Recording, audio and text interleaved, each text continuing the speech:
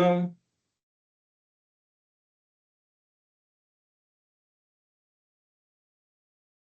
já estamos gravando a aula. Cumprimento os alunos que estão aqui presentes e informo aqueles que não puderam estar aqui presente ou chegarem atrasados a essa aula que vai ficar disponível depois. Boa noite, Jonatas, né? Vai ficar disponível depois a gravação para vocês utilizarem, porque eu tenho outro compromisso depois dessa aula, então eu preciso iniciar agora, não dá para aguardar mais, né? Então, cumprimentando vocês, esse é o nosso quarto encontro síncrono. Eu estou pensando na possibilidade de fazer um encontro síncrono extra no dia 11 de junho, mas se for necessário, né? Eu vou fazer uma consulta no fórum para ver se há interesse de um quarto encontro para a gente fazer uma revisão de pontos que são importantes, né? Eu quero começar a aula de hoje contextualizando alguns pontos em que eu acho importante quando a gente pensa em empresas que aprendem, em organizações que aprendem, em aprendizagem organizacional, em aprendizagem dentro da empresa, em comportamento organizacional, como é que a gente pode melhorar o nosso comportamento nas empresas, né? Tá em todo canto, tá no esporte, tá no mundo empresarial, tá em todos os espaços, e também como as empresas aprendem, né? Então, eu vou falar um pouco aqui sobre como novas regras, novas leis, novas mudanças estão acontecendo e obrigando as empresas a se adequarem, né? Então vamos aqui primeiro mostrar para vocês aqui uma imagem que falar sobre o fim da escala 6.1, né?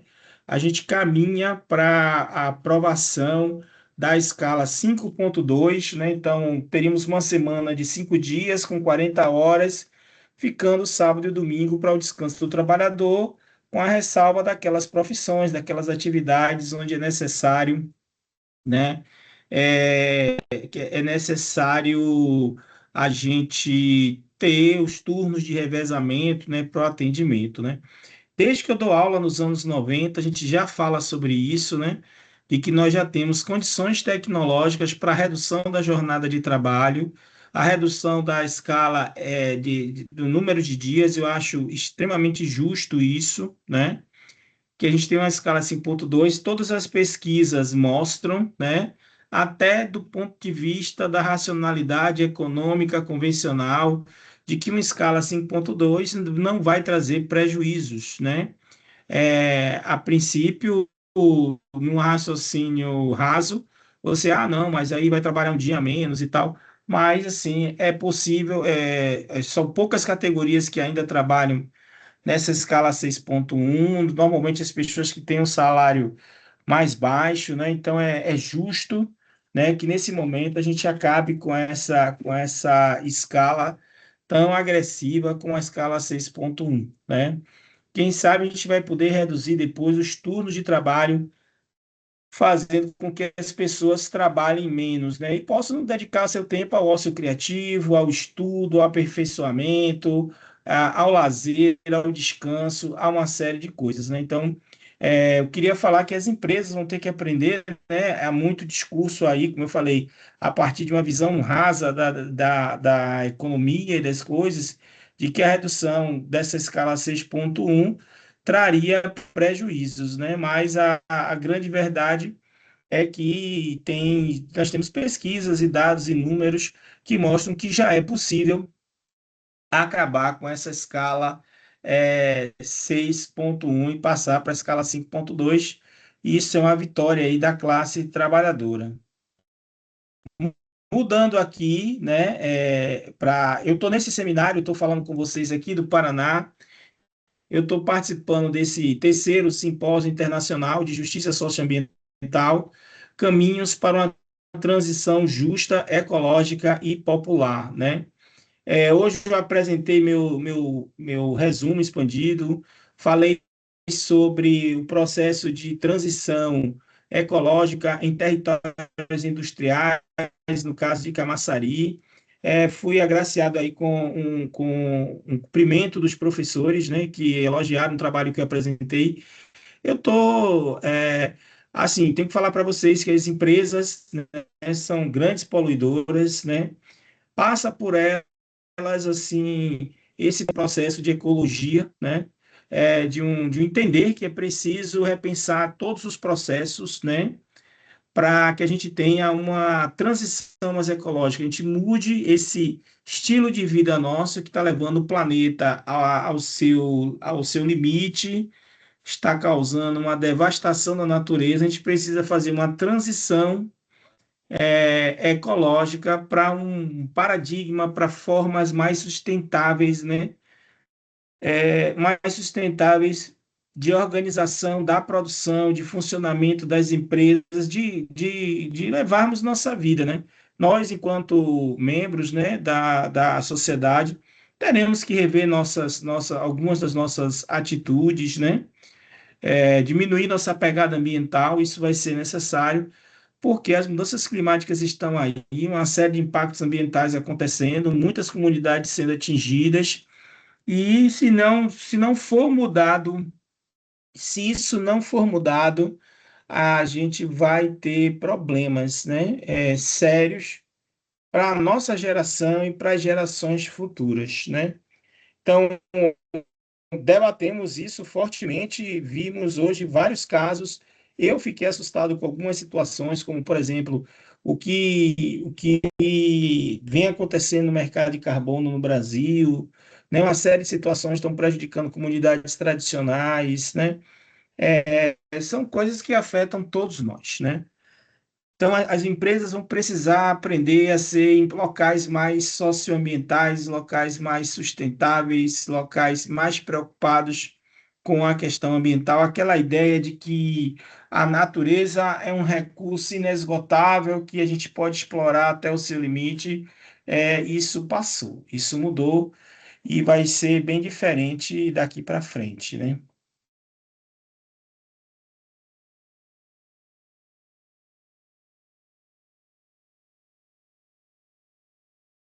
Então, a voltar aqui, que eu vou agora organizar a nossa aula. Queria mostrar para vocês também aqui mais uma coisa.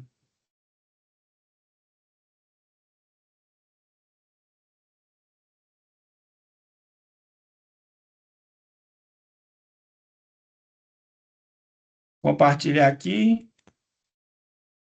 Bom, vocês estão vendo aí, né? Eu estou organizando esse evento, né? Estou finalizando hoje para mandar um projeto para captação de recursos para a gente fazer o Fórum Global de Inovação em Camaçari. Também é Criativa e Cidadania. Estou fechando o projeto no dia de hoje, para ver se a gente capta recursos e fazer um evento para discutir, sobretudo, como a sociedade pode participar do desenvolvimento ou do crescimento econômico que vem acontecendo em Camaçari e na região metropolitana, né? Nós não podemos ter mais uma situação onde a sociedade fica à margem desse processo, né? E aí esse evento é para discutir isso, né? Estou terminando o projeto para que a gente possa captar recursos, né? Porque não é fácil, né? Investir para você reunir algumas centenas de pessoas, você precisa de um espaço adequado, você precisa de alimentação, de água, você precisa de salas para reunião, então tudo isso custa dinheiro. Só os recursos da universidade não são suficientes. Se as agências colocam à nossa disposição recursos, a gente vai estar captando esses.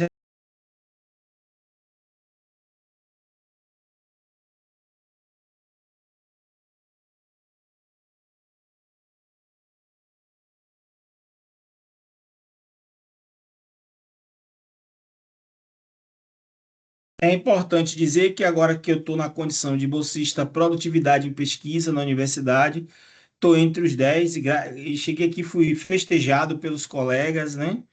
Muito festejado, fui muito bem recebido aqui no Paraná, muitas articulações que fortalecem a nossa universidade. Eu estou aqui fazendo pontes para que vocês possam estar aproveitando daqui para frente, né? Foi muito legal o evento e a gente precisa também aproveitar esses momentos para conversar com os colegas, trocar informação e preparar nossas atividades, né? Bom, vamos para a nossa aula. Vamos falar hoje nosso terceiro encontro síncrono. Vai ser a minha apresentação aqui. Vamos entrar na unidade 3, né? Estamos falando sobre aprendizagem organizacional, aprendizagem na empresa. Nem tudo que a gente aprende na empresa é de forma consciente, a gente aprende muitas coisas. Eu aprendi muito nas empresas e nas organizações que trabalhei. A UNEB é uma delas, mas eu trabalhei em outras organizações de setores diferentes, né? Trabalhei na Itapemirim, trabalhei em empresas privadas de auditoria, trabalhei como empreendedor, então tudo isso é uma aprendizagem muito grande, né? Mas hoje nós vamos falar um pouco vamos começar a traçar alguns caminhos sobre a inteligência artificial, como as tecnologias digitais podem ampliar a nossa cognição, quer dizer, o nosso modo de pensar e a tomada de decisão. É esse o tema da nossa aula de hoje. Que vamos explorar nessa unidade. Essa unidade investiga como a inteligência artificial e as tecnologias digitais estão redefinindo a cognição humana, a tomada de decisão e os modelos organizacionais. Ao longo dos tópicos, você vai compreender como as organizações estão se tornando mais inteligentes e o que isso significa para o futuro do trabalho e da gestão. Vamos falar de transformação digital e inteligência artificial. Vamos falar de cognição ampliada, né? Como é que a inteligência artificial pode ampliar a nossa cognição. Ela tem dois lados. Ela pode deixar as pessoas mais preguiçosas, podem fazer com que as pessoas queiram pensar menos, mas a melhor forma é usar essa tecnologia a favor, né, da produtividade, da ampliação da nossa cognição, né? Como as organizações inteligentes estão utilizando as tecnologias para o aprendizado interno, ética e futuro estão aí em jogo, né, discutindo quais são os limites éticos desse processo. Mas antes de entrar no debate sobre inteligência artificial, tecnologias digitais, primeira coisa eu quero falar para vocês o que é tecnologia, né? A palavra a parte tech vem de tekne. Tekne é uma palavra grega que significa artefato, método, objeto, alguma coisa que é desenvolvida a partir da inteligência humana. Logia, vocês sabem, significa em grego estudo. Tecnologia é estudo de coisas que são produzidas para a inteligência humana, e essas coisas são produzidas com que finalidade? A sobrevivência da humanidade, né? Então, se a gente vai na raiz do conceito de tecnologia, a tecnologia é tudo aquilo que é feito com a inteligência humana. A linguagem que nós estamos utilizando aqui é uma tecnologia. A tecnologia digital que nós estamos utilizando também é tecnologia. Todos os métodos administrativos são tecnologias, né? Se a gente pegar o quadro das tecnologias que existem, nós vamos ver que elas se dividem em vários campos, né? Primeiras tecnologias são as chamadas no Brasil, né? Seguindo a lógica no Brasil de organização, as chamadas tecnologias estratégicas. O que são tecnologias estratégicas? São métodos, artefatos, todos voltados para a defesa do Estado e segurança pública, né? Então, foguetes, aviões que o Brasil está desenvolvendo aí de guerra, navios de guerra, helicópteros, é, aparatos de segurança pública, tudo isso nós chamamos de tecnologias estratégicas, assim como um equipamento de reconhecimento facial, né? Que vem sendo colocado por aí. Então, tudo isso é tecnologia estratégica. Depois das tecnologias estratégicas, nós temos as tecnologias de gestão. Então, a administração pública, o direito, a contabilidade, o comércio, tudo isso é tecnologia de gestão, né? São tecnologias que ajudam na gestão da sociedade, né? Nós temos também as tecnologias habilitadoras, aí entra as tecnologias digitais, né? A partir da internet, a tecnologia, a inteligência artificial, a computação nas nuvens, a internet das coisas, né? É, tantas coisas que estão chegando aí no nosso dia a dia que podem servir ou não, é, podem ser úteis ou não ao nosso interesse. Mas nós temos também tecnologias para o desenvolvimento sustentável, tecnologias para cidades inteligentes, tecnologias para a saúde, tecnologias assistivas, que são para pessoas que vão atender questões de pessoas que precisam de algumas tecnologias para viver melhor, né? Até a educação também é uma tecnologia. Então, assim, tem várias formas, tudo que é feito com a partir da inteligência humana é tecnologia, né? E assim, eu falo que isso é dividido em sociedades, né? Então tem a sociedade 1.0, que aconteceu lá na pré-história, e qual foi a tecnologia desenvolvida pelos seres humanos? Armadilhas para caçar animais, armas, facas e lanças para defesa e para cozinhar, até os dias atuais, que nós vivemos uma grande crise, né, para a humanidade, que foi a pandemia do coronavírus, e se não fosse a tecnologia na área da saúde, se não fosse a transferência de tecnologia, o Brasil, por exemplo, não teria tido a vacina para poder vacinar as pessoas e evitar que elas tivessem problemas de saúde, né? Então, a gente tem tido a tecnologia, eu defendo sempre que ela não é boa nem má em si mesma. A tecnologia, a finalidade dela é melhorar a condição humana. Agora, a gente sabe que pode ser usado de forma inadequada. A gente pode utilizar a tecnologia, um computador, tanto para fazer bem, como é um curso como esse, como a gente pode utilizar o mesmo computador para fazer um crime digital, né? Então, a tecnologia não é boa em má em si mesma, e tudo é a forma como a gente usa, aí entra as questões da ética, do direito, da moral, né, que vão tratar disso. Hoje nós vamos falar na aula de como até as tecnologias digitais são utilizadas em processos de aprendizagem dentro das organizações, né?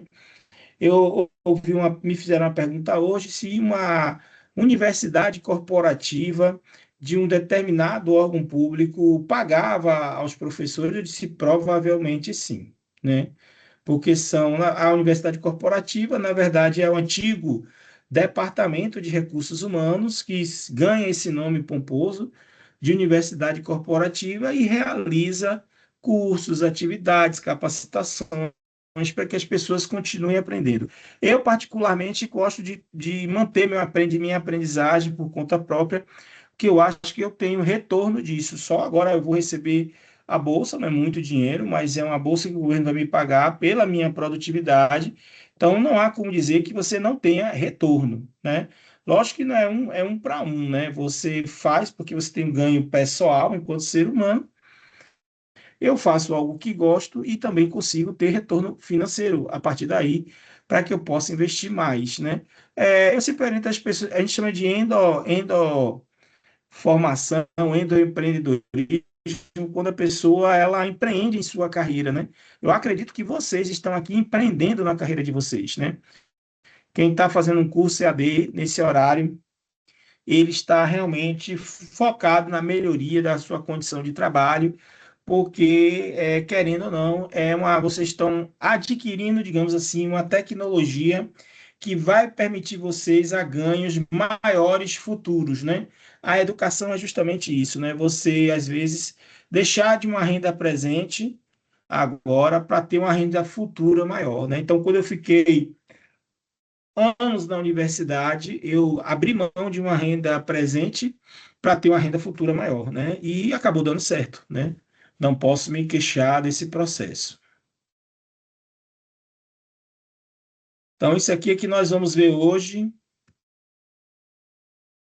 Nós vivemos um processo, né? Depois da Segunda Guerra Mundial, nós entramos num processo de transformação digital, de formação de uma economia do conhecimento, né? Vivemos um momento de ruptura, estamos saindo da sociedade industrial para chegar na sociedade do conhecimento. Transformação digital não é apenas uma tendência tecnológica, é uma reconfiguração profunda das normas, das formas como produzimos, distribuímos e usamos o conhecimento nas organizações e na sociedade, né? No passado, todo o material era físico, eu passava DVDs, né? Fitas cassetes para os alunos. Eu me lembro que eu dava aula na São Camilo, eu tinha que levar os alunos para um laboratório de audiovisual para pegar na biblioteca uma fita, eu exibir essa fita para os alunos. Agora não, agora é tudo mais fácil, a gente faz tudo aqui de forma online. Hoje, inclusive, no seminário que eu estou participando, eu participei presencialmente, mas várias pessoas apresentaram de forma online no congresso, né? Eu vim, participei presencialmente, assisti todas as conferências, aproveitei para interagir com os colegas, mas houve também aquelas pessoas que optaram por fazer via videoconferência, né? Bom, vamos falar sobre o que é a economia do conhecimento, né? Essa economia que nós vivemos, onde o conhecimento ele é o grande ativo econômico da nossa economia. Definição central, na economia do conhecimento, o principal ativo de produção não é o capital físico, não são as coisas físicas, mas o saber acumulado, as competências humanas e a capacidade de inovar. Organizações que aprendem mais rápido ganham vantagens competitivas, né? Características chaves desse período: dados como matéria-prima estratégica, né? Então, os dados, até um aluno me mandou hoje um curso de ciência de dados, né? Inovação como processo contínuo, não pontual, colaboração em rede, local e global, aprendizagem organizacional com diferentes tecnologias digitais como infraestrutura essencial. Peter Drucker já previa na década de 80 e 90 que o trabalhador do conhecimento seria o recurso mais valioso das organizações modernas. Na verdade, é fato. Uma pessoa que domina determinada área do conhecimento, ele pode ganhar muito bem, né? A depender do caso, ele pode receber muito bem nos dias de hoje. Porque hoje se paga pelo que a pessoa é capaz de fazer, né? Eu falei, não adianta mais ser uma biblioteca ambulante, a gente precisa saber como aplicar o conhecimento. Então, o que é inteligência artificial, né? Conceitos fundamentais. Antes de falar em aplicações, é essencial compreender o que a IA realmente é e o que não é. A IA não é magia nem ameaça absoluta. Conjunto de técnicas computacionais que permite às máquinas aprender padrões, fazer previsões e apoiar decisões com base em dados, né? Eu tenho um videozinho que eu falo assim, como treinar sua IA. O importante na utilização da inteligência artificial é você treinar a IA, é você submeter textos a ela, tudo que você faz para ela lhe dar os resultados como você gostaria, né? Hoje nós temos processos de machine learning, né, que é aprendizado da máquina, né? Algoritmos que aprendem com dados históricos e melhoram seu desempenho ao longo do tempo, sem serem explicitamente programados para cada tarefa, né? Então, é uma aprendizagem que a máquina ela vai aprendendo à medida que as informações vão entrando. A gente vai, por exemplo, usando o chat GPT e ele vai coletando informações de tudo que a gente põe ali. Então, a gente tem que estar pensando muito bem o que coloca ali, até às vezes ter contas diferentes, né? Para pesquisas diferentes, para não misturar as informações. E também é possível fazer no histórico uma busca, apagar algumas informações que não quer que estejam ali, né? Porque a inteligência artificial vai aprendendo com a medida que o usuário vai utilizando. E na internet é assim, não é só inteligência artificial, não. Tudo que nós fazemos na internet deixa rastro. Um site que você visita, uma pesquisa que você faz, qualquer visita que você faz, ela deixa rastros que podem ser mapeados se for o caso. É claro que esses dados ficam, são milhões de dados, bilhões que ficam nas nuvens, né? É, e aí serão vasculhados quando necessário, né? Mas ninguém na rede mundial de computadores consegue ficar invisível. Processamento de linguagem natural, né? Capacidade de interpretar, gerar e traduzir linguagens humanas, dos chatbots, assistentes virtuais, ferramentas como o chat GPT, são todos processamentos, né? São ferramentas que ajudam aí no dia a dia. Visão computacional permite que máquinas enxerguem e interpretem imagens e vídeos com aplicações de segurança ou de logística e varejo. Hoje, por exemplo, dando um exemplo concreto aqui, eu estava numa rua em Curitiba, não quis perguntar a ninguém que rua era aquela, acabei fotografando a rua, coloquei na inteligência artificial, ela me disse, você está na rua tal, local tal, foi me dizendo tudo a respeito da rua, então nem precisei perguntar a uma pessoa, né? Bastou tirar uma foto com o celular, colocar na IA e ela me deu, disse assim, onde é que eu estava e coisas que eu poderia fazer a partir dali, né? Automação inteligente, né? Combinação de IA com processamentos operacionais, né? Como RPA mais IA, né? Capaz de executar tarefas cognitivas repetitivas com alta precisão e velocidade. Também a IA faz isso, né? Ela pode desenvolver tarefas, por exemplo, o cartaz, né? Deixa eu mostrar aqui para vocês. Esse cartaz aqui, por exemplo, eu criei em segundos utilizando a inteligência artificial. Eu fiz o prompt, coloquei o resultado, está dando um bom diagnóstico aí por parte das pessoas que viram a arte final. No passado, eu tinha muita dificuldade de conseguir, né, fazer esses cartazes, essas artes, porque tinha que falar com algum designer para isso, né? Hoje a gente consegue, para coisas mais simples, desenvolver essas artes como essa daí, né? Aplicações da IA nas organizações. A inteligência artificial já está presente no cotidiano das organizações, muitas vezes de forma invisível, do atendimento ao cliente à análise financeira. As aplicações são amplas e crescentes, né? Onde há a inteligência artificial está nas empresas. Atendimento à experiência do cliente, né? Chatbots, assistentes virtuais e sistemas de recomendação personalizada, como os usados pela Netflix e Amazon. Por exemplo, você assistir um filme, aí ele fica sugerindo filmes para você ver a partir. Ah, já que você assistiu vários Guerreiros, você pode gostar desses aqui. Ele me dá uma lista de filmes. Isso é aprendizagem, né?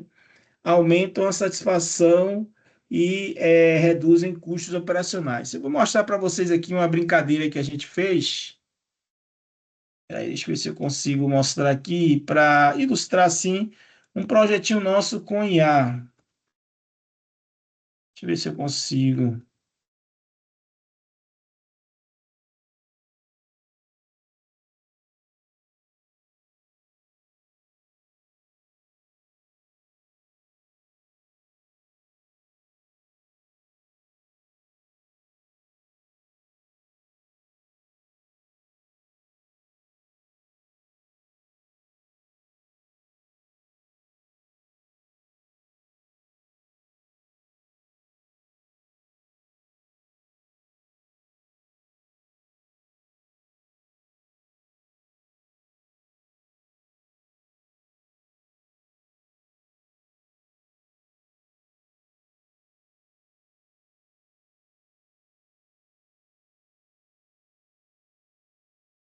Mostrar para vocês aqui o projeto nosso de inteligência artificial que envolve também energia solar. Esse aqui é o nosso nanotrio encantado, que nós temos lá no centro de pesquisa. Peraí, deixa eu ver se eu boto com som aqui, porque se eu precisar mostrar para vocês. Esse é o nosso nanotrio encantado. Olha como ele é. Nós temos uma caixa de som. Essa caixa de som está ligada com um sistema tipo Spotify, né?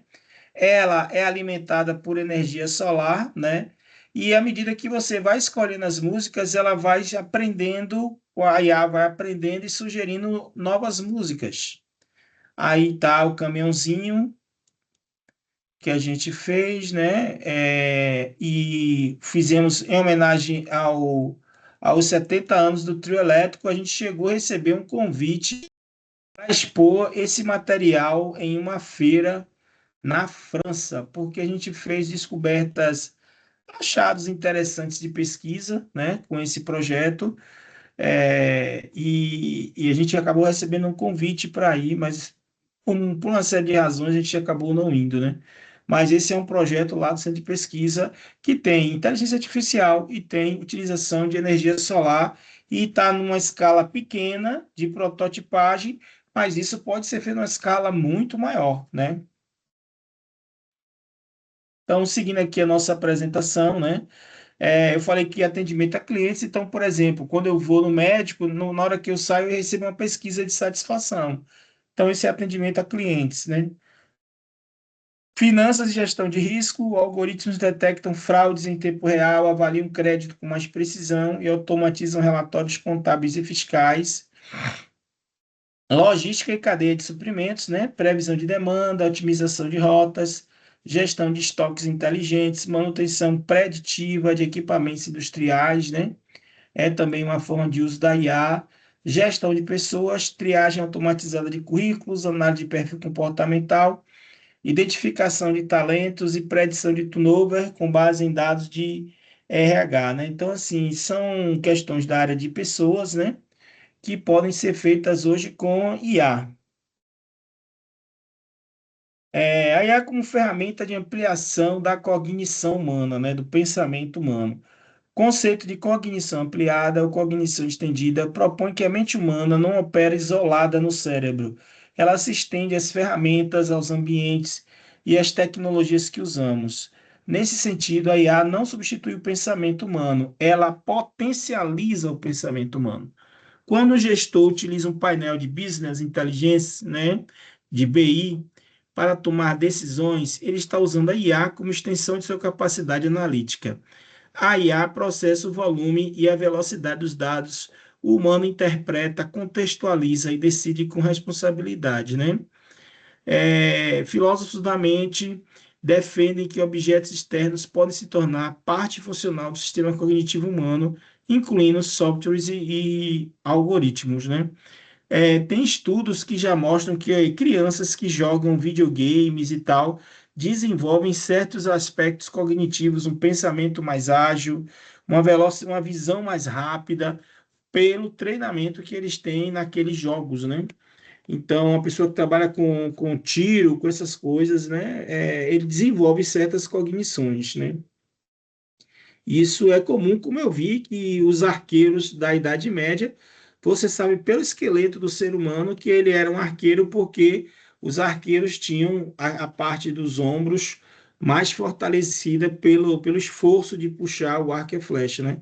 Então, não tenho dúvida de que a inteligência artificial ela tem repercussão na nossa cognição de uma forma geral. Humano no centro, colaboração inteligente, né? A narrativa do robô que substitui o humano ignora uma realidade mais rica. A inteligência aumentada, o modelo em que os humanos e máquinas colaboram cada um contribuindo para fazer o que faz de melhor, né? Essa é a melhor dos mundos, né? Onde a IA ela é utilizada para melhorar o nosso dia a dia. O que a faz de melhor? Processar grandes volumes de dados, identificar padrões estatísticos, executar tarefas repetitivas com precisão, responder em tempo real. O que o humano faz de melhor? Interpretar contextos e nuances, exercer julgamentos éticos, criar e imaginar soluções novas, construir relações de confiança. Enquanto a IA produz informação, o ser humano transforma essa informação em conhecimento, né? O gestor do futuro não precisa programar a IA, precisa saber colaborar com ela de forma crítica e estratégica. Tecnologias digitais na gestão do conhecimento. A gestão do conhecimento organizacional ganhou novas dimensões com as tecnologias digitais. Ferramentas de colaboração, bases de dados inteligentes e plataformas de aprendizagem permitem que o conhecimento tácito e explícito circulem com muito mais eficiência nas organizações. Então, as tecnologias digitais podem nos ajudar muito na gestão do conhecimento. Então, por exemplo, um AVA como esse é uma tecnologia digital que nos ajuda na gestão do conhecimento aqui do curso, né? Ferramentas digitais para gerir conhecimento. Wix, que são dicionários, né? Base de conhecimento, plataformas que centralizam procedimentos, documentações, melhores práticas, tornando o conhecimento acessível a todos na organização. Por exemplo, o Saber, né? Saber Aberto, o repositório da UNEB, é uma plataforma nesse sentido. Sistema de buscas semânticas, né, como a IA, os buscadores internos entendem a intenção, as palavras-chave, entregando respostas contextualizadas.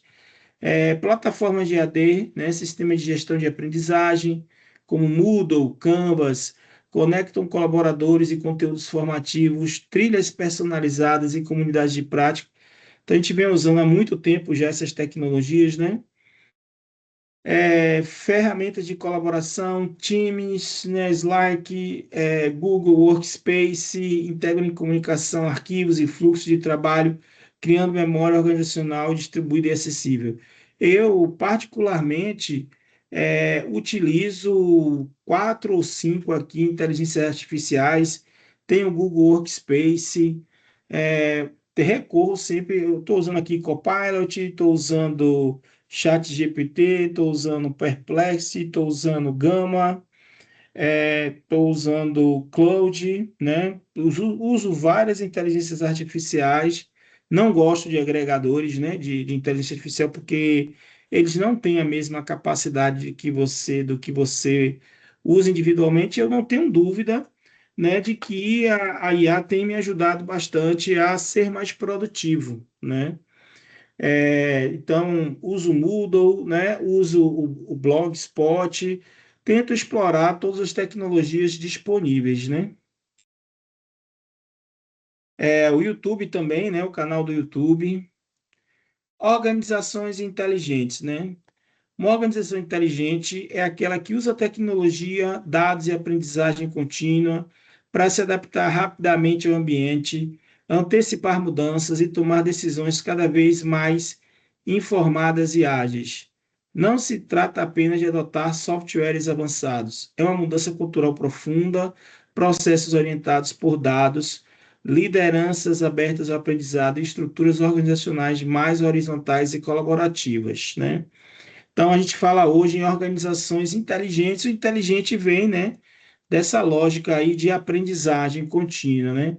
Pilares da organização de inteligente hoje cultura de dados, decisão baseada em dados e evidências e não em intuição, aprendizagem contínua, colaboradores e processos em constante evolução, conectividade digital, sistemas integrados, informação em tempo real, adaptabilidade e capacidade de responder rapidamente a mudanças do ambiente, governança ética, uso responsável de dados e tecnologias de IA.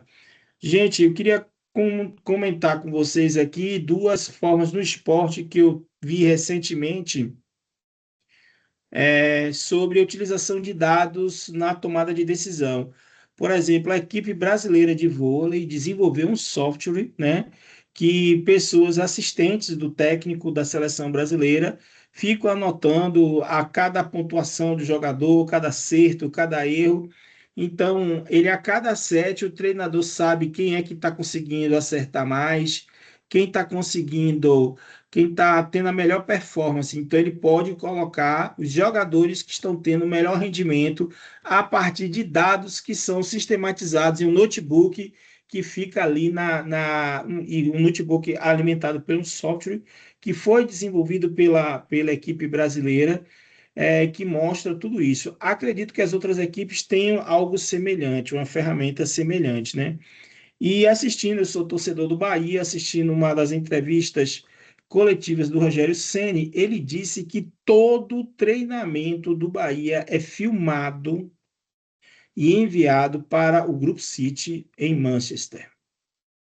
E Rogério pede uma cópia para ele estudar os treinamentos que ele aplica. Imagine que o City ele está desenvolvendo uma tecnologia de futebol quando ele consegue gravar todos os treinamentos de um técnico como o treinador do Bahia. E tudo isso é enviado em vídeo e tudo isso é estudado, tudo isso vira relatório escrito também. Então, eu só às vezes tenho medo quando a gente produz informação demais, dados demais, e depois não consegue processar isso, né? Eu já vi muitos casos como esse. Mas então assim, o City, quando o pessoal fala assim, tem que tirar o técnico e tal, o City está lá municiado muito mais de informações do que qualquer torcedor do time para uma tomada de decisão. Eles estão vendo o que está acontecendo e eles sabem como é que está indo a gestão do técnico do time de futebol. Bom, inteligência coletiva e redes digitais de aprendizagem, né? A inteligência não reside apenas nos indivíduos ou nos sistemas de IA, ela emerge da colaboração em rede quando grupos de pessoas compartilham conhecimentos, experiências e dados, surgem soluções que nenhum indivíduo alcançaria sozinho, né? Então, eu acredito muito na inteligência coletiva em rede, na pesquisa é assim, coisas como mapeamento do DNA humano, tal, só foram possíveis por esse trabalho coletivo em rede. Existem muitas pesquisas, né? A gente que está nas ciências sociais aplicadas não utiliza isso, mas, por exemplo, pessoas que pesquisam espaço, né? Elas fazem agendas em telescópios, né? Para ficar vendo em determinado horário. Então, isso é possível. Há um sistema de cooperação internacional que permite você utilizar um determinado equipamento desses durante um tempo. Bom, a IA aplicada à análise de dados e tomada de decisões, né? A tomada de decisão organizacional sempre foi um processo complexo, né? Porque quanto mais informação você tem, mais fácil é tomar a decisão, marcado por incertezas e limitações cognitivas. A IA oferece novas capacidades para transformar dados em insights acionáveis, tornando as decisões mais rápidas, precisas e menos sujeitas a vieses. Da instituição aos dados, níveis de decisão com IA, né? Decisão autônoma, a IA decide, executa automaticamente, tem essa possibilidade de você criar, né, essas rotinas. Decisão assistida, a IA gera recomendações, ou seja, o ser humano decide, também é uma forma. Decisão informada, a IA organiza e apresenta dados relevantes em dashboards, né, em painéis, né? Isso o Estado está usando muito. Decisão intuitiva, baseada na experiência e no julgamento do gestor, sem suporte analítico estruturado, e ainda presente, mas cada vez mais complementada por dados, né? O avanço desejável é subir degraus progressivamente, sem abrir mão do julgamento humano responsável nos níveis superiores, né? Bom, entra também o debate sobre ética e governança e responsabilidade no uso da IA, né? Então, assim, há todo um debate sobre a questão da ética, de como é que se dá a governança de dados, a relação de nós com a utilização dessas tecnologias, né? A privacidade, a Lei Geral de Proteção de Dados, né? A legislação brasileira está aí protegendo nossa intimidade, a transparência de como esses dados vão ser utilizados, né? A explicabilidade.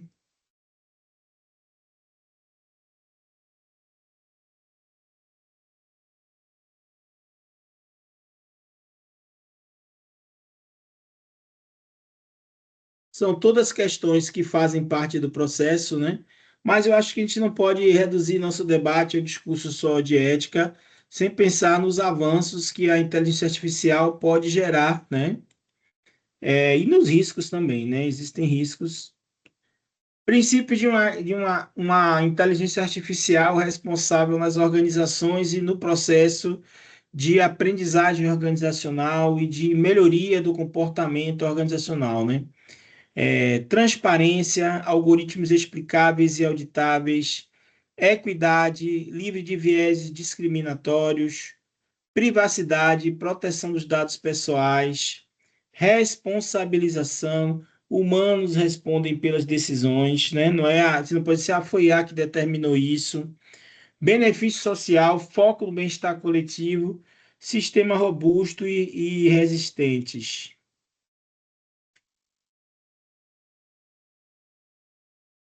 Bom, aí a gente entra no debate sobre cultura de inovação, né? A gente precisa investir numa cultura de inovação nas instituições, né?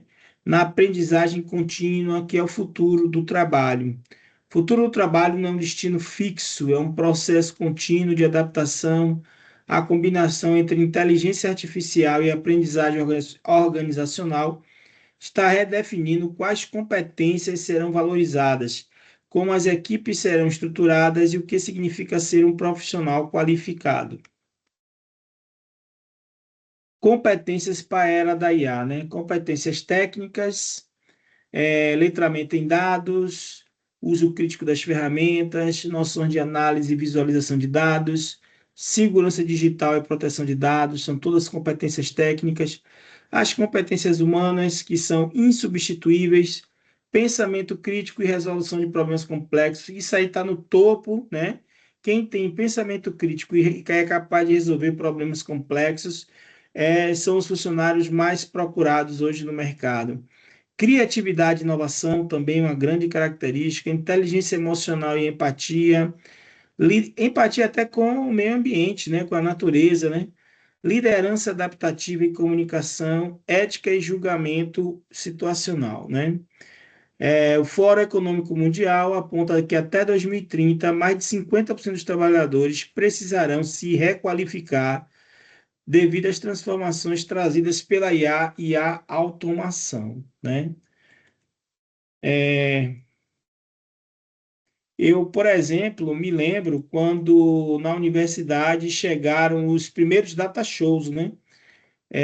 Os professores foram chamados a serem qualificados para utilizar data show, recursos audiovisuais nas suas aulas, porque muita gente dava aula escrevendo no quadro, né? E com a chegada dos recursos digitais, alguns ficavam com as aulas mais atraentes, né? E as instituições investindo horrores, né, na compra desses equipamentos e queriam que os professores utilizassem de qualquer forma. A TV pendrive também no estado foi uma tecnologia que chegou e todo mundo foi obrigado a usar, né?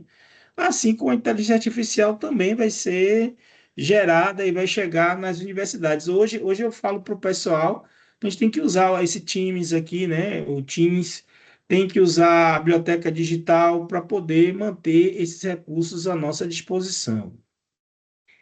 A sociedade da aprendizagem na era digital, né, é um conceito que eu gosto bastante de usar, que é assim, nós temos que ter daqui para frente uma sociedade da aprendizagem, que é um mundo em que aprender se torna uma atividade permanente e transversal, não restrita à escola ou à universidade, mas integrada ao trabalho, à cidadania e à vida cotidiana.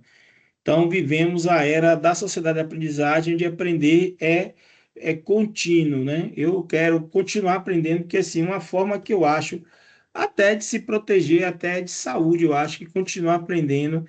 Para mim, aprender é se libertar das amarras que nós temos nesse mundo, é sair da caverna de Platão, né? O que é a caverna de Platão? É você buscar o conhecimento, é o caminho para fora da caverna de Platão, né? A IA amplia, não substitui a nossa capacidade humana, eu penso assim também. A ética não é opcional, a ética ela vai ser fundamental para controlar esses processos.